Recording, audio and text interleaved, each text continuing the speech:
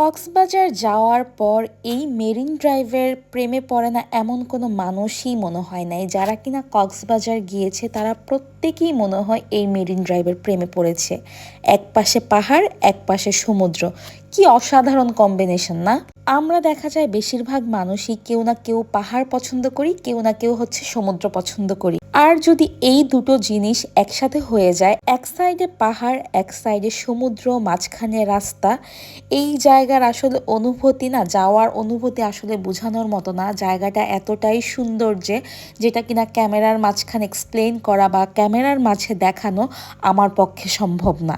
তাও আমি যতটুকু পেরেছি আমি আমার ফোনে ক্যামেরা বন্দি করেছি, নিজে যাতে স্মৃতিচারণ করতে পারি, বারবার যাতে দেখে এই মুগ্ধতায় আমি যেন হারিয়ে যেতে পারি। যদিও বহুবার এই কক্সবাজার যাওয়া হয়েছে, বহুবার কক্সবাজার যাওয়ার পরেও কক্সবাজারের প্রতি ভালোবাসা একটুও কমে না, এই জায়গার প্রতি একটুও বিরক্ত আসে নাই।